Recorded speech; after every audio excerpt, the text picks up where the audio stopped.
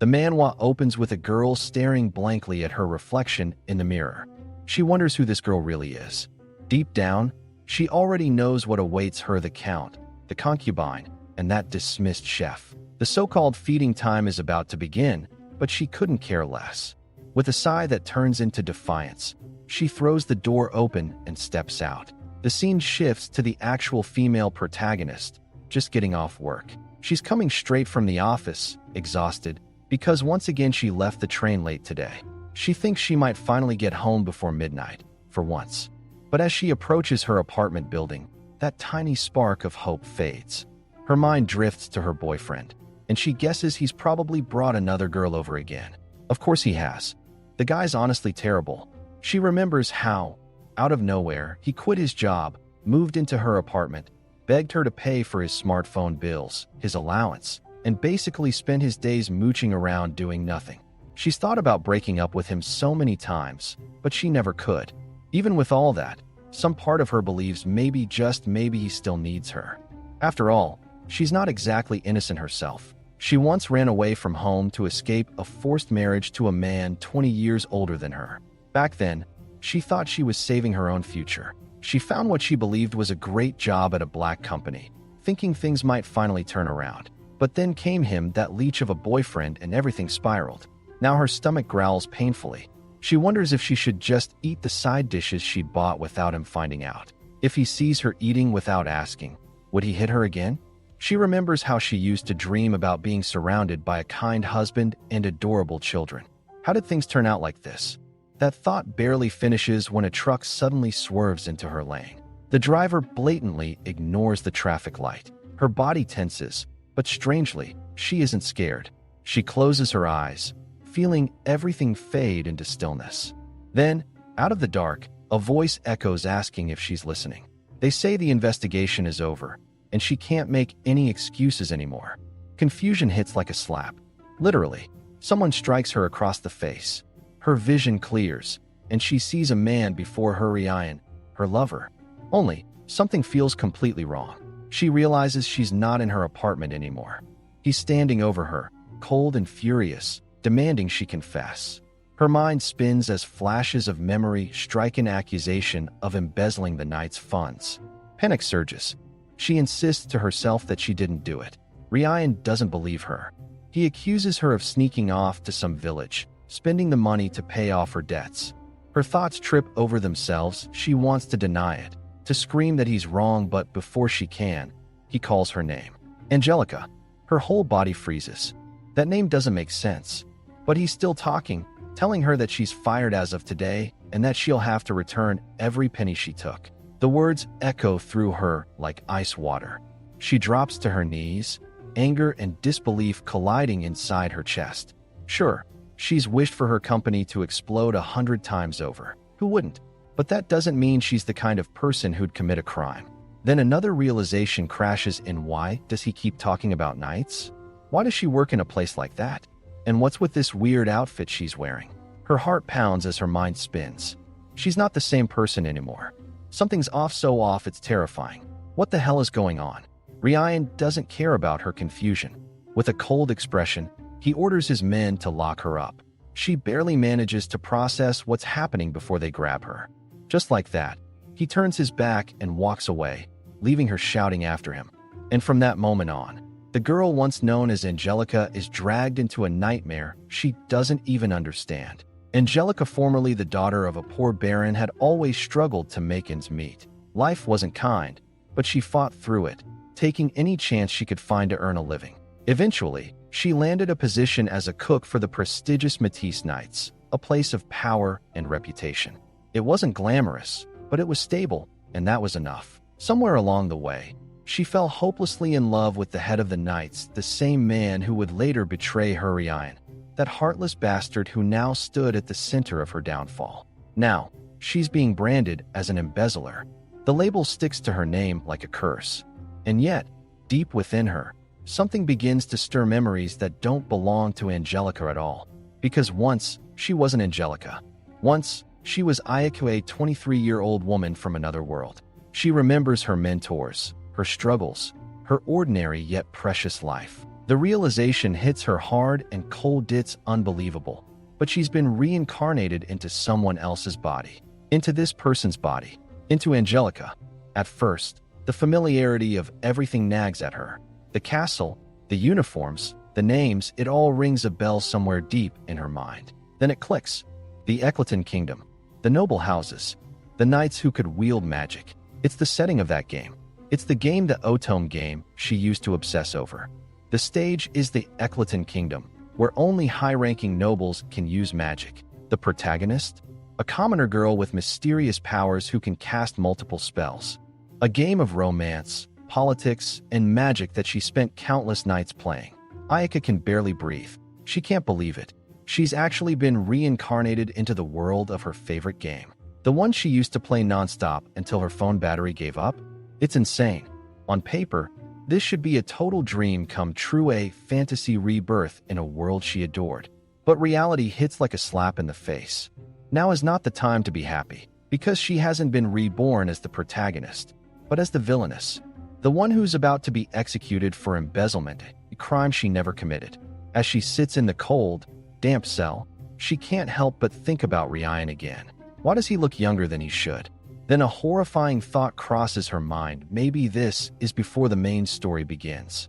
Maybe she's in the prologue, the part where everything goes wrong for the villainess before the real heroine even appears. She sighs deeply. It doesn't matter anyway. Whatever point in the story this is, it's not like she can fix anything from a prison cell. She's destined to die here, branded a criminal. She thinks bitterly that maybe next time, if reincarnation is real, she'd rather be born as a bird, something free, something that can fly away from all this nonsense. A week passes in suffocating silence. Then, one morning, a knight appears at her cell door and orders her to come out. Her stomach drops. It feels like the end. This must be at the time for her execution. She swears to herself that she's innocent, but no one cares. Her heart races, hands trembling, but she forces herself to stand. At this moment, she has no idea that everything, the people, the world, the story she thought she knew is about to twist in ways she could never imagine. She is about to get on the carriage, her hands trembling as the realization sinks in. She's sure they're heading straight to the execution ground. Looking back, she can see where the nightmare began. It all started 2 months ago, right after she became the cook for the knights, assigned there under Captain Ryan's orders. He was the one who first told her that he liked her, and soon after, she also grew used to sneaking around with him. That day, she is all set to make a delicious dinner, slipping through the corridors like a shadow. Sneaking in is such a hassle, but it can't be helped. Ryan clearly doesn't want their relationship to be public in front of the others, and she gets it. So she plays along quietly. The scene shifts, her face turns pale as she calls out to Ryan. He looks at her, confused, while she's frozen in disbelief. He even ate her portion too. Just when she was busy washing the dishes, he casually explained that it wouldn't have tasted good once it got cold, so he just ate it. She can't believe it, like seriously? Especially since she's the one paying for all the food expenses. He's already hyped up, asking her to prepare desserts too, and she can't help but stare at him. He looks way too happy, devouring everything in that room. And just like that, before she even realizes it, she goes broke, completely broke. Nights blur into each other as she keeps washing dishes until late hours, too tired to even complain. She convinces herself that he's working hard too, being a knight and all, so maybe she should just support him no matter what. One night, she sneaks into the kitchen again, thinking about what to cook for dinner this time. But then, she freezes. There's a sound, a voice, a laugh. Someone's kissing Ryan and calling out his name. Her heart just drops. She can't believe what she's hearing. So this is what it comes down to. In the end, she was nothing more than a convenient cook, wasn't she? The next day, she is accused of embezzlement, a completely false charge. Her mind spins as she tries to make sense of it all. She wonders if there will be some kind of trial or hearing, but the place she's taken to looks eerily familiar. Wait, this seems to be her house. So it isn't a death sentence, after all, just a demotion to commoner status. Still, if that's the case, her parents will definitely throw her into a brothel or prison to pay off their debt. The thought weighs on her chest like a stone, leaving her heavy-hearted. She's told to get off the carriage, her steps slow and unsure. Then her eyes catch on another carriage parked nearby. New, polished, unfamiliar. But that emblem, it's not one she recognizes from her world. A maid steps down gracefully, bowing as she tells her that the master and the guest are waiting in the living room, urging her to hurry. Angelica can't understand why there's even a guest here for her, but she follows anyway. The gates open, and the moment she enters, her father's face turns stormy. He snaps that she's finally arrived, scolding her for being late and demanding to know if she took some kind of detour. Her mother joins in, voice sharp with frustration, lashing out that because of her, the barony is about to get crushed. Angelica freezes, but before the tension can rise further, another figure steps forward, asking everyone to calm down. She turns toward the voice and sees him, so this is the person who came to see her. He introduces himself as the butler of the arson family. She blinks, confused, mumbling an awkward, okay, but her mind races. Did he just say Count Knightley? As in that Count Knightley family? The Knightley Count family is known for guarding the southern borders of Eckleton with their powerful magic. But one day, a rebellion broke out in their territory. The rebels set fire to the entire mansion without mercy, leaving many servants to burn inside. The heir, Nej, barely escaped with his life, consumed by hatred ever since. His only goal now is to destroy the Eckleton kingdom itself. Nej Knightley, she remembers now. He's one of the capture targets in the game, and it's supposed to be one of the best routes. Her mom taps her arm, snapping her out of her thoughts, and tells her that the Knightley Count is willing to cover up her embezzlement charges, but in return, they'll marry her off to him. Angelica's heart almost stops. This is not good news. Why would she marry into that cursed household? Her father adds sharply that this marriage is their only condition to pay off the family's debt and keep her crime from going public. She thinks about it. Sure, it sounds like a deal. But being involved with someone connected to rebellion? Not great. Shira, the count in question, doesn't even have a formal portrait, but his reputation is infamous. Worse than Ryan, honestly. A total womanizer with too many mistresses to count. His first wife even took her own life because of him. On top of that, he's an extremely picky eater, the kind who throws fits if the food isn't perfect and makes cooks redo entire meals. Many of them have already been fired because of his impossible standards. And he's not just temperamental, he's also extremely overweight due to his reckless lifestyle. People even call him the gluttonous count. Hearing all this, her mother glares at her and tells her to apologize immediately. Angelica feels the weight of it all pressing down on her, and she drops to her knees, her voice trembling as she says she's truly sorry. The butler tilts his head, finding this a rather unique way to apologize, then kneels as well, saying he understands that she doesn't wish to marry Shira. Angelica, startled, quickly denies it, blurting out that this isn't the case at all. The butler brightens instantly, his whole demeanor shifting into cheer. If that's really true, he seems delighted. Angelica has no clue what's even happening anymore. Her mind's a mess, and everything's piling up way too fast. But in the middle of all that chaos, something inside her steadies. She takes a breath, her resolve hardening. With a firm nod, she declares that yes, she will gladly accept the proposal. He asks her if she's really accepting it, and when she nods, he seems genuinely relieved, as if he always had this quiet faith that she would. With a faint smile, he tells her that in that case, she should pack her things and leave with him immediately. Today, Shira will officially take custody of her. Angelica's heart twists. She can barely hold back tears as she thinks how lucky she is to at least still breathe free air. She quickly gathers herself and tells the butler she's sorry for keeping him waiting. Honestly, it doesn't take her long. She only owns 3 dresses, no personal belongings, nothing that could delay her. Within 5 minutes, she's ready to go. The butler gently suggests she should say goodbye to her parents before leaving. But when she turns to them, her heart sinks deeper. Her parents don't even try to pretend sadness. Her father snaps that there's no need for formalities and that she should just go already. They don't want to keep a criminal under their roof any longer. Angelica forces a small, trembling smile and thanks them for raising her all these years, even if the words taste like ash on her tongue. Her mother only scoffs, warning her not to come crying back if she ends up abandoned by Shira. Angelica bows slightly, murmuring a quiet, "I understand." That's it. No hugs, no tearful farewells, just cold walls and colder hearts. She straightens up, wipes her eyes, and steps into the waiting carriage.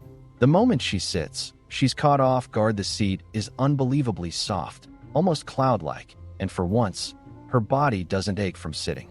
She can't help but whisper to herself that she never knew carriages could feel this comfortable. As the horses begin to move, the rhythmic sound of their hooves fills the air. She glances out the window and sees the butler walking beside the carriage, checking his pocket watch. The whole scene gives off a strong European medieval vibe, and for a fleeting moment, she almost forgets her worries. If only their destination weren't the Knightley mansion, she could have maybe enjoyed this little trip. When they finally arrive, the mansion looms grand and pristine before her. Inside, the butler gathers the servants and introduces her as the master's future wife. The words feel too heavy for her to process. Angelica bows politely, saying she's new and will humbly rely on everyone's guidance. A woman with a graceful posture steps forward and introduces herself as Lara, the maid assigned to serve her. Angelica blinks, a bit confused. She's been taking care of herself her whole life. Having someone serve her feels foreign, almost awkward. Lara, however, smiles warmly and says she'll guide Angelica to her room and help her cleanse her body afterward. That last part makes Angelica a little self-conscious. Does she smell bad or something? She quickly lowers her head, cheeks flushed, following Lara through the elegant hallway.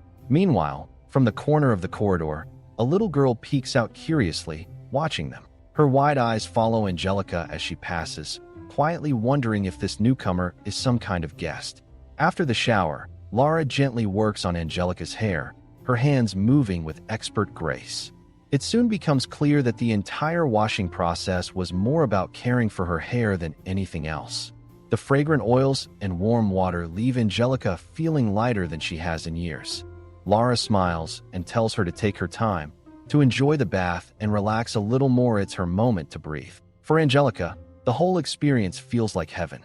The warmth, the softness, the care, it's something she never thought she'd ever experience again. But the moment she remembers the reason behind all this pampering, her chest tightens. This is all just preparation to present her polished self to that big, fat Count Shira. She's heard plenty of rumors about him before, back when she worked for the Matisse Night Order. Everyone said Count Shira had a terrible time finding a second wife. Every noble daughter in the kingdom rejected his proposals. In short, no one wanted to marry him. So in the end, they must have decided to buy her instead. Thinking about that makes her sigh deeply. Her second life sure isn't going easy on her. When she's finally dressed, she glances at the mirror and freezes. For a moment, she doesn't recognize herself. The tired, dull-faced woman staring back has completely transformed into someone who looks like a princess. Her skin glows, her hair shines like silk, and her dress sparkles faintly under the light. She blinks in disbelief. Lara beams proudly beside her, saying she looks absolutely beautiful. A knock sounds at the door. Angelica's stomach flips. This must be it. Outside, the butler's voice carries faintly through the hall as he informs. Count, Lady Angelica has arrived. Her heartbeat spikes when she steps into the room and makes eye contact with him. For a moment, her brain short-circuits. The man standing there isn't the big, fat Count she imagined. His fitted suit accentuates his tall, lean frame, and his features are sharp and refined. Wait, this is Count Shira? The Count smiles slightly, his tone cool yet intrigued. Well, she's quite a young and beautiful lady. Angelica feels her world spin. Oh no, it's really over for me now. Still, she keeps her composure, bows deeply, and introduces herself as Angelica, daughter of Baron Lien. Count Shira studies her with quiet amusement and remarks that she seems like an honest girl. Then, almost casually, he adds that she should please take care of his nephew. That throws her off completely. Nephew? She looks around in confusion until her eyes land on a young man sitting nearby. He greets her with a charming face and says it's nice to meet her. His face is surprisingly handsome, almost familiar. Angelica frowns slightly, trying to recall if there was anyone like him mentioned in the game's storyline, but nothing comes to mind. Before she can ask anything, the butler gently clarifies that the young man before her is actually Count Shira himself. Angelica freezes, her thoughts go completely blank for a second. Wait, what? That's him. And just like that, her brain practically short-circuits. She realizes now, so this guy is the actual Count, not that fat one she saw earlier. The butler calmly explains that the man she mistook for the Count is actually Count Shira's uncle. Apparently, some people had gotten the two confused, mixing up the uncle and the nephew. The uncle himself adds that it's also possible someone spread the confusion out of sheer malice. Saying that, he decides to leave, his tone polite yet distant. Poor Angelica can't make sense of what's happening at all. Nothing about this situation adds up. She's never heard a single thing about such a handsome man being the master of the house, and honestly, she finds it hard to believe. Her heart feels like it's about to burst. Then, Shira calls out to her, his voice, even more charming than his face, makes her freeze for a second. He thanks her for accepting his request and expresses his deep gratitude. Angelica, overwhelmed and flustered, can only think that she's actually the one who should be grateful. Not only did he pay off her debt, but he even wants to marry her. Before she can even process that thought, he states that their discussion is done for now. She's left blinking in confusion, thinking, what? He then casually mentions that he'll submit the marriage registration later and tells her to reach out to Arson or Lara if she ever needs anything. He'll try to provide whatever she requires. But he doesn't even look at her once while saying all that. His whole vibe screams indifference. It's clear that he's treating this like pure obligation. The butler turns to her then, his tone soft and sympathetic, explaining that the master would have married anyone who accepted the proposal. That line hits her like a slap. She stares at him, trying to understand what he means. The butler, with a heavy sigh, explains further there's an old custom in the knightly Count family. The head of the household must always have a wife, no matter what. If the previous wife passes away, a new one must be taken immediately, regardless of the circumstances. Suddenly, everything makes sense why they chose someone like Angelica. The budding spark of affection she had felt just moments ago instantly withers away. The butler, clearly guilt-ridden, apologizes sincerely for deceiving her. But Angelica brushes it off, her tone calm but tired. He hasn't done anything wrong, she tells herself. In fact, he saved her from ruin. Frankly speaking, this whole thing is nothing but a political marriage anyway. Still, her living conditions are now guaranteed. At least that's one thing she can count on. That's definitely a big change from before. The servants here actually seem kind and gentle. She guesses she'll just have to accept it. Her steps take her toward the garden, where the fresh air helps her think. The place is stunningly beautiful, and the soft scent of flowers carried by the wind feels like therapy for her weary heart. For the first time in a while, her troubled mind starts to calm down. While she's wandering among the blossoms, she suddenly spots a small child looking up at her with curious eyes, asking who she is. Angelica blinks, startled and confused for a moment, wondering who this adorable little one might be. The kid is honestly too cute, so innocent, pure, and full of life. A maid rushes over, gently calling the child Nej. At that name, Angelica freezes. She's sure she's heard it before. This has to be one of the capture characters. Her chest tightens a little. Nej looks so sweet, way too cute for the cruel fate she knows is coming. In every route of the game, except for the individual endings, Nej always dies caught up in the rebellion that brings ruin to the kingdom. It's tragic to think that this beautiful child, who looks almost angelic, would become her son one day. It's heartbreaking. But something feels off. Nej looks a bit too delicate, almost like a girl. Angelica wonders if it's just part of the culture here, maybe a preference for soft looks, but still, it's hard to ignore. Then, the maid casually mentions that this is Shira's daughter, Nej. Angelica nearly drops right there, her mind blank. Wait, daughter? She can't believe it. Nej is actually a girl. But in the game, Nej was a boy. Her knees hit the ground as the truth hits her. So, this is the girl who was once disguised as a boy, who lost her family, and had nowhere to belong, choosing to live as a man just to survive. Angelica can't even imagine how hard that must have been. Still, something about that loneliness feels painfully familiar. Just like Nej, she too had been left alone, carrying her pain in silence. Remembering how Nej eventually died in the story, her chest tightens again. She won't let this child have such a miserable fate. Right then and there, she quietly decides that she'll protect her no matter what. Everyone might be expecting her to just sit around and wait for the heroine to show up. But absolutely not. She's done being weak, done being indecisive. The maid, smiling warmly, explains that Angelica is now officially Nej's mother. The words make the little girl light up instantly. She beams and throws her tiny arms around Angelica, hugging her with pure joy, babbling about how happy she is to finally have a mother. Angelica's eyes fill with tears as she hugs her back. How did she get such an adorable, precious daughter? Still, as she looks down at Nej, another thought crosses her mind. Maybe the child doesn't remember her real mother. And beyond that, there's something else, something heavier. Nej seems to be carrying a secret, a burden much bigger than anyone realizes. It's been a quiet afternoon for Angelica when the butler approaches her, holding a neatly sealed envelope in his gloved hands. He politely informs her that a letter has arrived, apparently from her elder sister. Angelica blinks in surprise, completely thrown off. Her sister? That doesn't make sense. Back home, Charlotte had never even bothered to acknowledge her existence, let alone send her a letter.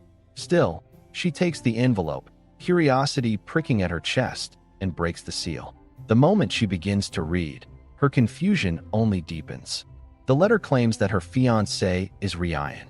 That one line alone almost makes her drop the paper. Her thoughts go wild. Ryan, of all people. The rest of the letter is filled with Charlotte's usual arrogance and vanity. She writes about how bored she already is of her new dress, whining that she needs another one, something fresher, grander, and of course, new accessories to match. Angelica can almost hear her sister's dramatic tone through the words. Then the letter drifts into something that makes Angelica's skin crawl, a memory from before. Charlotte once stormed into the drawing room, furious about some decorative vase she didn't like. She'd asked who had prepared it, and when the maid answered timidly, Charlotte had hurled it right against the wall, shattering it to pieces. Without a hint of remorse, she had turned and fired the poor maid on the spot. That was Charlotte, cruel, spoiled, and dangerously self-centered. Angelica remembers another instance, where Charlotte bragged that even if someone wasn't a noble, she'd bring him to their mansion if he happened to be handsome enough, just because she could. Their butler had once tried to talk sense into her, saying that the man she was obsessing over was already married. But Charlotte, being who she was, had even gone as far as asking their father to break up that marriage for her. She had always been like that, looking down on Angelica, treating her like she was nothing. Angelica can still recall the day Charlotte pushed her near the staircase.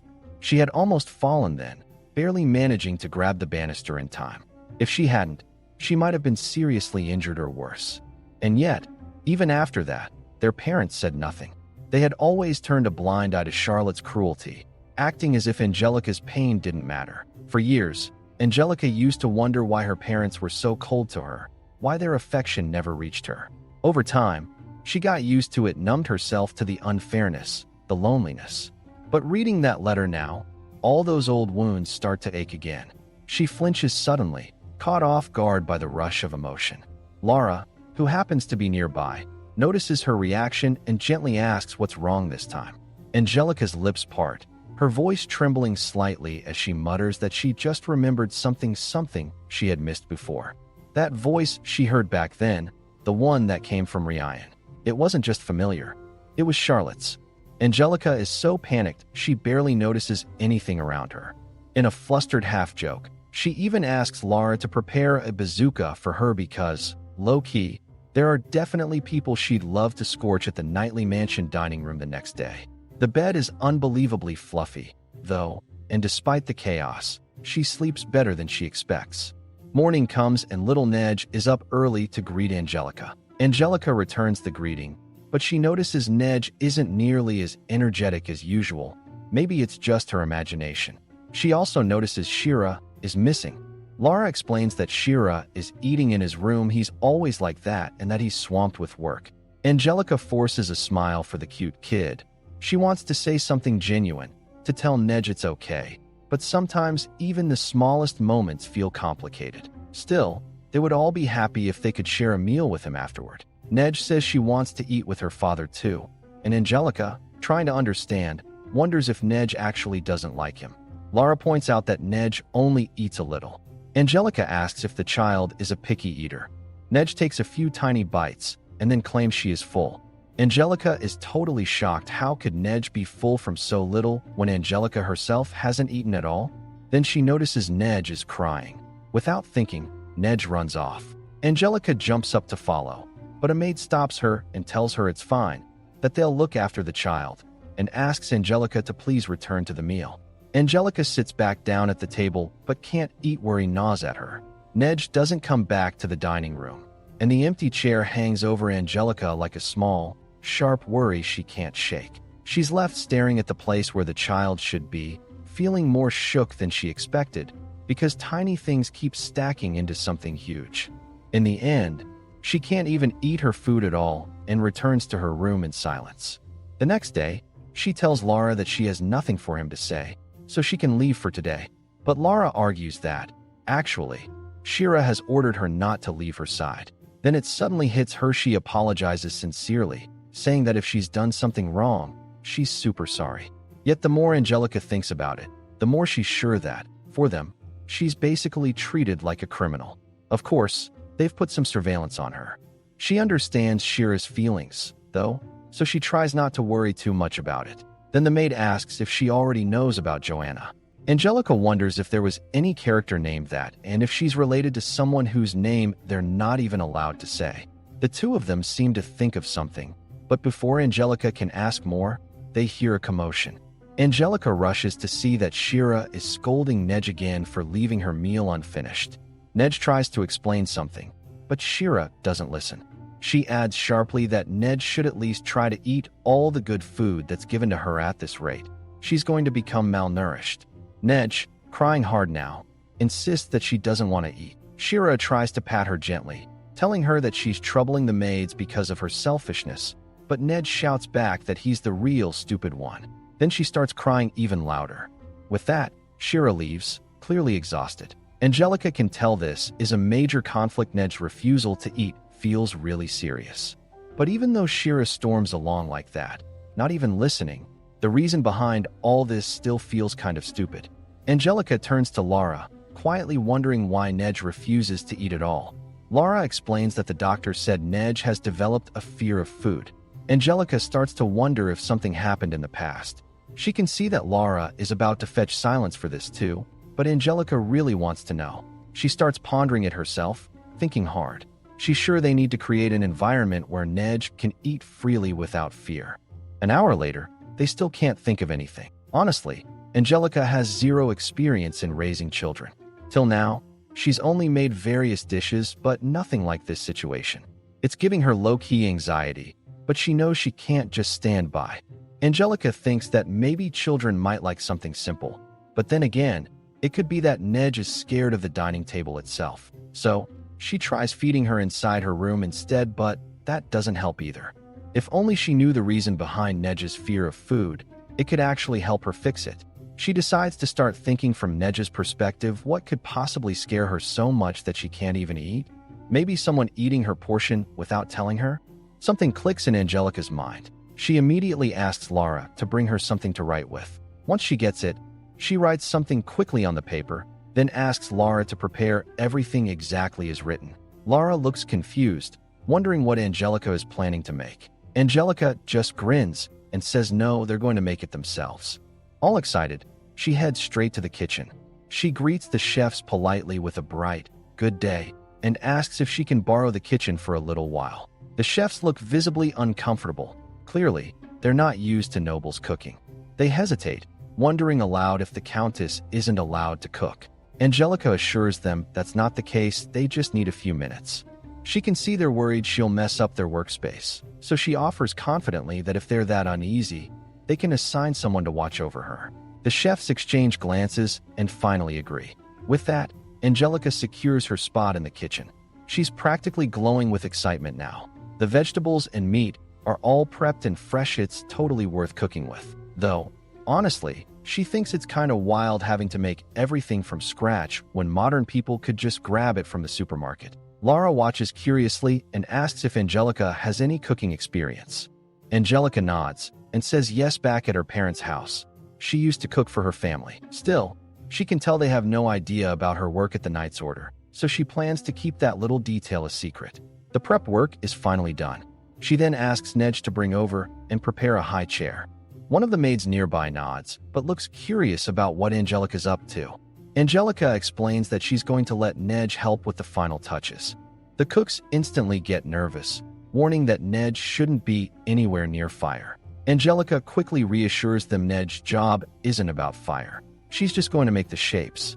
The entire kitchen is in chaos. Every chef looks utterly confused. Nedge is there, practically bouncing on her feet, thrilled to see Angelica. But Angelica, walking in with her usual calm authority, thanks her for coming and says she wants her help with dinner. That single line instantly deflates Nedge's excitement. Her bright eyes dim, and she quietly pulls her hand away, disappointment written all over her face.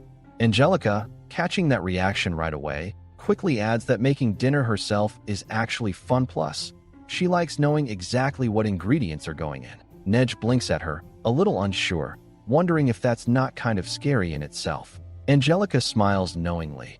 Of course, she knew that thought would cross Nedge's mind. She tells Nedge they should make the dinner together, which instantly brings that spark of joy back. Nedge nods eagerly, says, "Okay," and runs off to wash her hands.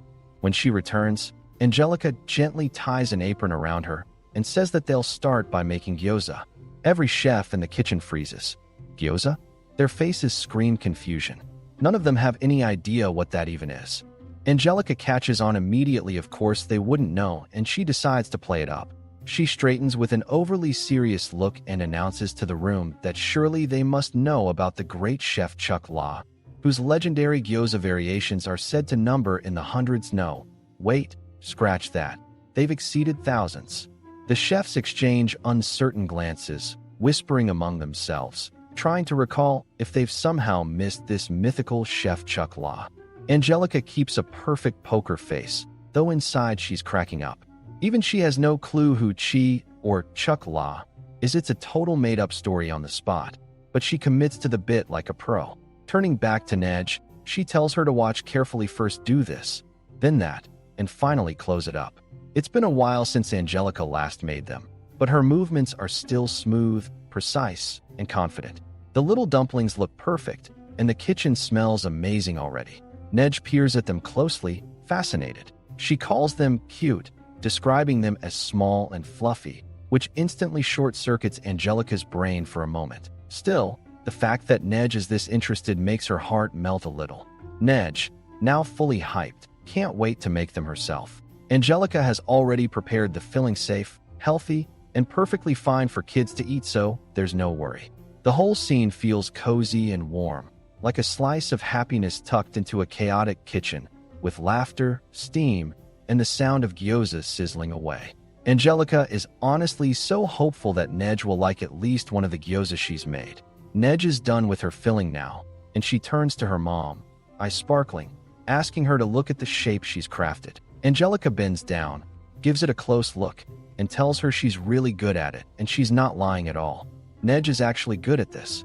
It's almost unbelievable that this is her first time making it. She's not just cute, she's got seriously skilled hands. Lara, who's been watching the whole thing, can't help but chime in, saying Nedge is really good at this. Angelica glances at Lara, her expression softening, and asks if she wants to help too. Lara blinks, surprised, then grins and asks if she really can. And just like that, the kitchen turns into a full-on team event. Everyone's busy now. Nedge, Lara, Angelica, and even the chefs who had been watching from the sidelines. The atmosphere shifts. Laughter and chatter fill the air as they shape, fill, and seal each gyoza. The chefs are amazed. They didn't expect something so simple to look this good. The neat little dumplings lined up on the trays look like art, and the dish itself feels oddly inspiring, like it's breathing new life into the kitchen. Finally, it's time to cook. The sizzling sound fills the air, and that mouth-watering aroma wraps around everyone. The smell is so good that it's impossible not to smile. When they're done, Angelica carefully plates the golden gyoza and gives the first one to Nedge. But as soon as she does, she notices Nedge hesitating. The little girl stares at the food like she's not sure if she should really eat it. Angelica's expression softens again. She gently reassures her that she doesn't have to force herself, they can always make it again. That does it.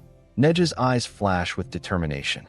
She picks up her chopsticks, takes a deep breath, and finally takes a bite. Her expression brightens instantly, and she says that it's really delicious.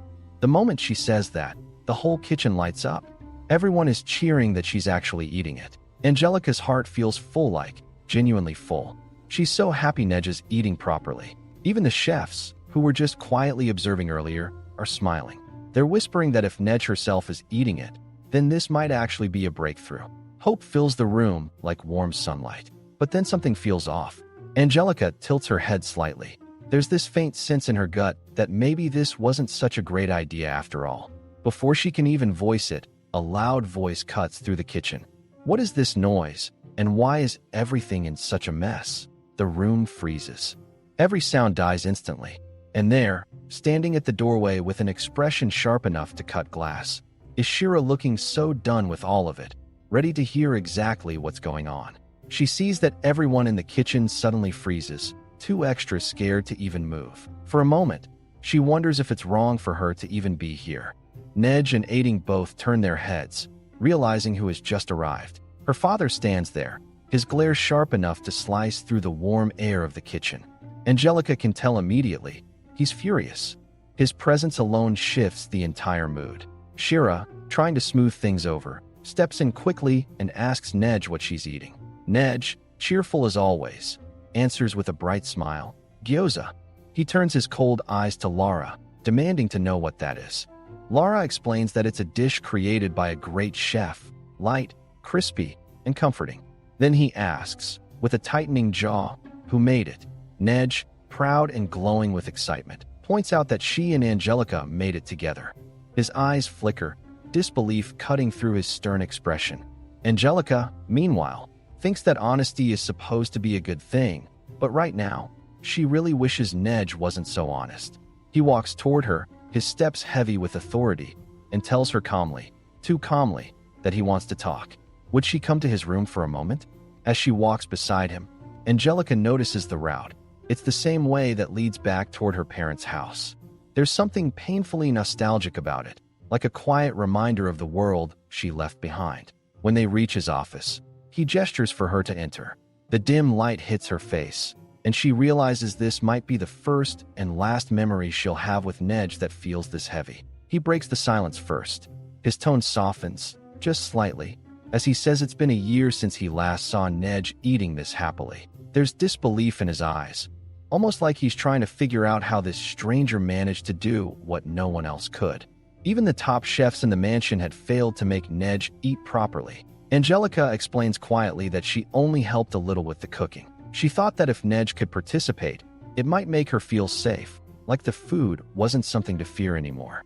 He studies her for a long moment before asking, out of nowhere, who told her about Joanna. The question hits harder than she expects. Angelica shakes her head slightly and says no one told her anything. She just overheard that Nej was afraid of eating, and she guessed something might have been mixed into her food before. For the first time, his expression shifts. He looks at her differently, realizing she's more perceptive than he gave her credit for. Angelica exhales slowly and admits that she kind of understands what that's like. She's experienced something similar before, in another life, on a date arranged by her family, where even trust felt like a luxury. And in that quiet, tense office, her words hang between them, soft but heavy, a blend of pain, instinct, and quiet empathy that even he can't ignore. He had slipped a sleeping pill into her drink while she was in the restroom. When she came back, he tried to drag her toward a motel, but fate intervened. Someone passing by noticed and helped her escape. Even now, thinking about that night sends chills through her. Yet, what truly broke her wasn't the assault attempt itself, but her parents' reaction at the hospital. Her mother's words still burn in her memory, cold and unforgiving. Why did she resist? Back to the present, Shira's sudden question pulls her out of that dark memory. He asks her who it was. Angelica blinks, confused, unsure what he's referring to. When he clarifies, the person who did that to her, she freezes for a second before quietly saying that she handed the man over to the military. She's puzzled by why he even knows about it, let alone brings it up. Trying to ease the tension, she assures him that it didn't become a big issue, so there's nothing for him to worry about. But Shira's next words make her stop breathing for a moment. His voice drops low, calm, but too serious, as he says that yes, it's true. She was poisoned, and it's honestly a miracle she survived. Her pulse spikes. The air feels suddenly heavier. She manages to ask if the culprit was Joanna. He nods slowly. Yes, Joanna, his ex-wife, and Nedge's mother. Angelica's eyes widen, disbelief washing over her. The idea that a mother could harm her own child feels unreal. But Shira shakes his head gently. No, Joanna hadn't meant to hurt Nedge. Her real target had been him. He explains, voice laced with bitterness, that his ex-wife had been having an affair with a lower noble. Together, they plotted to kill him and seize the Knightley Clunt family for themselves. She prepared a poisoned snack with the help of a servant, planning to serve it to him later. But fate twisted cruelly. Nedge was there at the time, a little girl who simply asked if she could taste it first. Without thinking, he handed it to her himself. Angelica feels her heart sink. She asks quietly what happened afterward. Shira sighs, his eyes dim with old grief. He tells her that Joanna actually loved her daughter deeply. When she realized Nedge had eaten the poison instead of him, she broke completely. She took her own life soon after, leaving behind a suicide note soaked in guilt and despair. Because of the poison's effects, Nedge lost all memories of her mother. That's why she doesn't remember her at all. Angelica finally understands. This is why the head chef didn't want her in the kitchen earlier, because the kitchen was where the tragedy began. After that day, Nedge stopped eating entirely. Her body unconsciously rejected food, as if it still feared the poison that nearly killed her. Shira had tried everything, hired countless chefs, ordered countless dishes, but none of it worked. Angelica is stunned by that realization. He really went that far, changing chefs over and over again, just for his daughter's sake. Then something else clicks in her mind. The rumors. The gossip she's heard, that Shira is a picky eater, that he's a womanizer, arrogant, cold. But now, sitting across from him, hearing the truth in his voice, she starts to see it differently. Shira smirks faintly, a little tired, a little defiant. He says people are just jealous. Jealous that he became a marquis at such a young age. Let them talk. He doesn't care anymore. His mentality is steel, forged by pain and persistence. Then his expression softens, almost playfully, but his words carry a weight that catches her off guard. He admits that, now, he kind of understands how jealousy feels. Because right now, he's jealous of her. Angelica blinks, completely thrown off. Jealous? Of her? What for? She hasn't even done anything great yet. He tells her that she's completely wrong. Nedge actually likes her more than him. Angelica is utterly shocked at that statement, her mind blank for a moment. In her understanding, Nedge has always seemed scared of him. She rarely even sees the two of them talk. Angelica assumes it's all due to a lack of communication between father and daughter. After all, does he ever play with her? Or praise her, even once? No, he only ever scolds her. His reaction to her words seems obvious, but it's also clear that Nedge herself doesn't really know how to interact with Shira either. The distance between them is painfully mutual. Angelica remembers when someone once asked the little girl if she disliked Shira. She shook her head back then, quietly, without hesitation. Angelica exhales softly, deciding that it's probably time to leave now. Lara and the others are waiting for her. She stands and turns to go, but Shira suddenly calls out for her to wait. She stops mid-step, turning back with a hint of unease. Does he have something else to ask? For a moment, she worries, did she somehow make him angry? But no. His expression is calm as he explains that while he always seems busy, he can't exactly order his servants to help him make his daughter like him. Then he adds something that leaves her speechless. Angelica is his wife, at least in name, so he wants her to help him build a better relationship with Nedge. She just stares at him, internally screaming, what the hell is this? Acting so distant during their first meeting, and now he suddenly wants her to help him bond with his daughter? The nerve. She feels her frustration boiling up. He should just go talk to his daughter himself instead of dragging her into this. Still, she bites back her words. She wants to resolve this quickly, to make things move forward. Besides, if she doesn't help strengthen this broken family bond soon, everything might spiral out of control and she can't afford that. If they keep drifting apart, the future she knows from the game might actually come true. The tragedy could happen again. In the game's story, Nedge's biological mother had already taken her life. After that, a rebellion erupted toward the end of the year. Shira, leading the suppression army, would be killed in battle, and the mansion along with all its servants would be burned to ashes by the rebels. Nedge would survive, but only to return and lose everything, including Angelica herself. She clenches her fists, determination glinting in her eyes.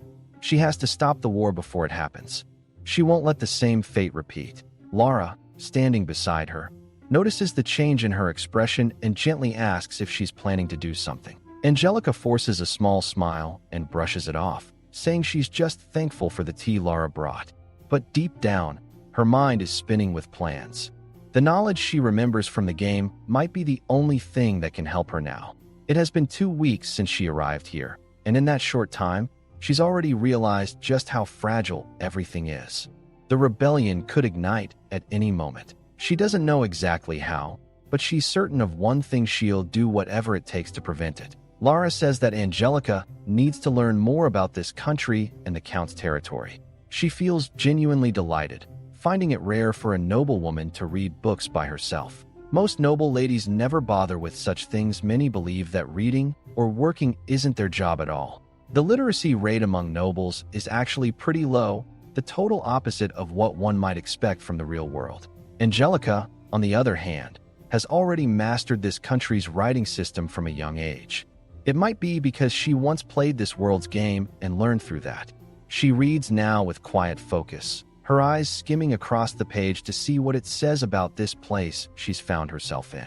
The Kingdom of Eclaton, the book explains, was founded 500 years ago as a land of magic. Those who greatly contributed to its foundation were blessed by the spirits themselves, gaining powers beyond human understanding, powers to create fire and wind, the very beginning of what became known as magic. These blessed individuals eventually became the high-ranking nobles of the realm, which is why, even now, only those of noble blood can wield magic. This knowledge never appeared in the game she played before, so it feels both strange and educational to her. She realizes that Nej can also use magic. Lara mentions it casually, asking if Angelica had known about it before.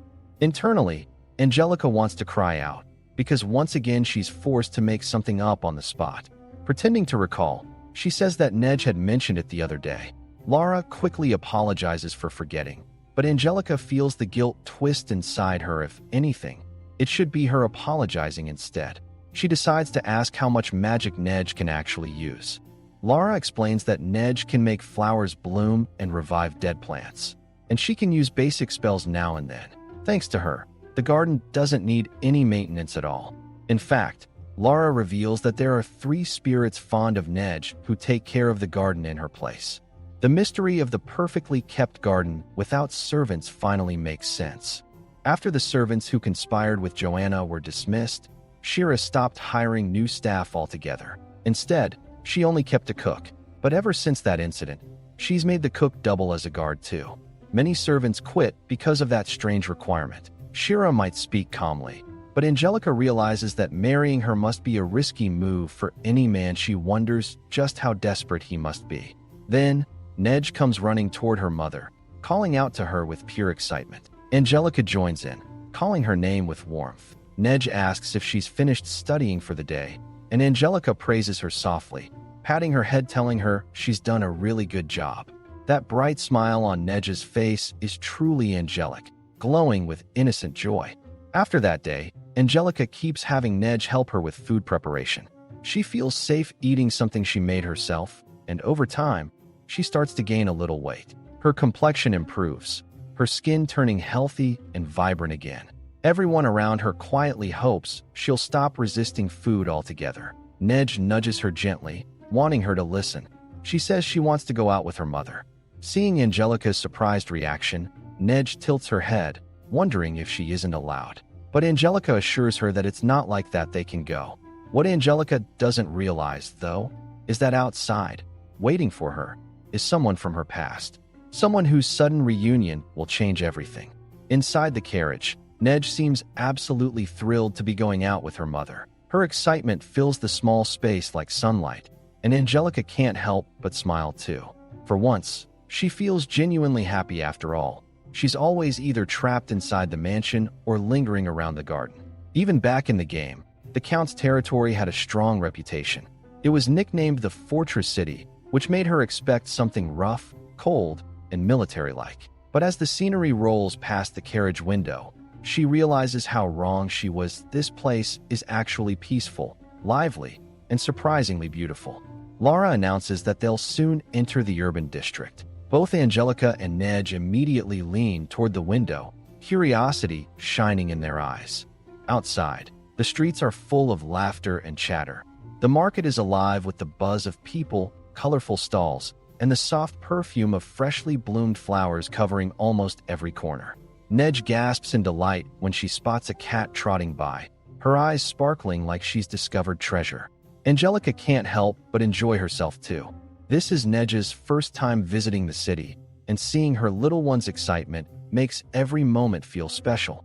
Wanting to make the most of it, Angelica asks Lara if there's any other place they could stop by besides the restaurant. Lara pauses thoughtfully before suggesting they visit a nearby toy shop. She explains that it's quite popular in the city and that Nej would definitely love it. Angelica agrees instantly, and Lara tells the driver to take the next left turn. As they ride on, Angelica curiously asks Lara how she knows so much about this area. Lara smiles softly, saying that she was actually born and raised in this city. No wonder she knows every corner like the back of her hand. When they finally arrive at the toy store, Angelica notices that it's absolutely packed. It's the only shop in the whole region that specializes in children's items, which explains its popularity. Knights accompanying them move to help Nej down from the carriage, but Angelica quickly waves them off, saying she can handle it herself. She scoops Nej up with ease, a hint of pride flickering in her eyes. No one should underestimate the strength of a former cook. The shopkeeper notices their arrival and comes over with a warm smile. She recognizes Lara immediately and greets her cheerfully. Lara greets her back, introducing Angelica as the Count's wife. The shopkeeper's eyes widen, and she quickly calls out for someone upstairs, her husband, apparently to come down and greet their noble guest. The couple bows respectfully to Angelica, who tries her best to stay composed even though she's dying of awkwardness inside. Around them, murmurs ripple through the crowd as people whisper to each other, wondering if this elegant woman is truly the Count's wife. For Angelica, the attention feels overwhelming. She's never been great at handling these situations. Every polite bow and every whisper just makes her want to disappear. Still, she focuses on Nej, who is already pointing excitedly at a shelf filled with toys she seems to like. But as Angelica looks closer, confusion hits her. Almost every toy Nej points to looks oddly familiar. If she's not mistaken, Nej already owns most of them back at the mansion. They all seem to be from this exact shop too. Now she's caught in a mini crisis. What on earth is she supposed to buy when her daughter already has everything here? The truth is, Angelica doesn't really know much about toys at all. In her past life, she never had no dolls, no games, no fun little things to play with. Standing there in the middle of the colorful shop, surrounded by laughter and warmth, she realizes just how unfamiliar yet comforting this feeling is. For once, she's living a moment that feels both ordinary and precious, and she's not sure if she wants it to end. Lara brings out one of the toys from the nearby shelf for suggestion, holding it up with an eager smile. It's a large, neatly packed crayon set, bright, colorful, and obviously high-end. She explains enthusiastically that this particular set was released just last month and is currently super popular. According to her, even professional artists use this one for coloring, and the ingredients are completely safe for children. Lara's tone carries the perfect mix of excitement and persuasion, her words flowing so naturally that Angelica can't help but think she'd make an incredible salesperson. Still, Angelica doesn't want to make the decision herself. She crouches slightly, setting Nej down and telling her to pick whatever she wants. The little girl immediately darts toward the painting area, her eyes lighting up with pure joy. She exclaims that she loves painting, her small hands already reaching for brushes and color sets. Seeing her excitement, Angelica smiles softly and says they should get it. It's a bit expensive, definitely on the pricier side, but she silently hopes that Shiro won't mind when he sees the bill. When they move to check out, Lara takes care of the payment details. The shop owner, however, frowns a little and teases her, saying that pushing products onto customers isn't exactly a good habit. Lara just leans toward the older man behind the counter, her grandfather, apparently, and whispers for him to keep it down. Angelica catches the interaction and can't help but smile faintly to herself. So this is a family business, she realizes. It explains the warm atmosphere and Lara's confidence about everything in the store. With the purchase done, they finally step out of the shop. Angelica feels a lightness in her chest. Nedge is clutching her new crayon set happily, and seeing that spark in her eyes makes the whole trip worthwhile. As they make their way toward the carriage, Angelica is lost in that peaceful moment until a voice suddenly calls out behind her. Is that her? The sound of it freezes her in place. She turns slowly, her heart pounding, and there she is. Charlotte. Charlotte stands there with the same poised, polished grace she's always had, her expression unreadable, but her tone carrying that familiar mix of surprise and mockery. Long time no see, she says lightly, as if their past isn't buried under a mountain of tension. Angelica's mind spins in disbelief. Why is Charlotte here, of all places? Lara notices her pale face and glances between them, quietly asking if she knows this woman. Angelica forces her trembling lips to move and replies that this is her sister Charlotte. Charlotte's lips curl into a small, knowing smile as she greets Lara, introducing herself smoothly as Angelica's elder sister. Lara nods politely, returning the greeting and introducing herself in turn. Then Charlotte bends slightly toward Nedge, her eyes softening just enough to look convincing. Such a lovely child, she says sweetly before glancing back at Angelica. Her next words, though, land like a blade dash. But she isn't hers, right? Angelica stiffens. She can feel those sharp, evaluating glances as Charlotte studies her and Nedge, clearly testing something, measuring every tiny detail. It's not safe, she can tell instantly. Her instincts scream caution. Without wasting another second, she turns to one of the knights accompanying them and gently hands Nedge over. She pats Nedge's head softly, telling her to wait inside the carriage. The little girl nods, still smiling, completely unaware of the tension simmering in the air. Okay, she says cheerfully before being led away by the knight. Angelica watches her daughter disappear into the safety of the carriage before turning back toward her sister. Angelica explains to Charlotte that, regarding the earlier question, the child Nedge is not hers. She is the child of Shira and her husband. Charlotte looks at Nedge and thinks that, in that case, the girl must resemble her mother a lot. But Angelica knows in her heart that, actually, Nedge resembles her father more. Angelica then asks Charlotte why she is here. Charlotte replies that she came to buy a new dress, and that Ryan told her she could get as many as she wants. She scoffs, saying he should not have said that in front of her. Angelica answers that she is actually glad that Charlotte is happy too. Charlotte remarks that, still, for someone like Angelica to become the mother of the Count's daughter, the child is truly unlucky. Angelica responds softly that she also feels sorry for that. Inwardly, Angelica tries to endure this foolish talk because if she does not, she might say something unnecessary. As Charlotte departs, she adds one last comment telling Angelica to make sure not to get abandoned by the Count's family as well. Lara, who has been standing nearby, begins trembling with anger. She shouts at Charlotte, demanding to know what is wrong with her for saying such cruel things about Angelica. But Angelica tells her to calm down. She is used to receiving insults, and she just wants to let it slide. After all, it is at least better than being hit. She then heads back to the carriage. Inside, Nedge greets her cheerfully, saying she was waiting for her. This little girl is certainly something so bright and adorable. Lara, who is sitting beside them, turns to Angelica and says that before returning to the mansion, there is a place she wants to stop by. Angelica answers softly that she does not mind and agrees.